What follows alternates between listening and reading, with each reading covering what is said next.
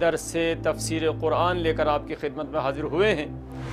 इन दुश्मनों का इरादा ये है कि ये अल्लाह के नूर को अपनी फूंकों से बुझाना चाहते हैं कि इमाम का ज़ुहूर अमन व अमनियत के लिए आएगा, सुकून और इत्मीनान के लिए आएगा, कत्ल गारत के लिए नहीं। अभी चंद दिन पहले हमने इसी आयत पे गुफ्तगू की थी कि मोमिनीन आपस में भाई भाई हैं। फैज़ काशानी ने तफसीर साफ़ी में, मरहूम अली इब्राहिम कुम्मी ने अपनी तफसीर में, अय्याशी ने अपनी तफसीर में, हाशिम बहरानी ने तफसीर बुरहान में, हर फन के लोग मौजूद हैं। आप किसी के सामने नहीं बोलोगे।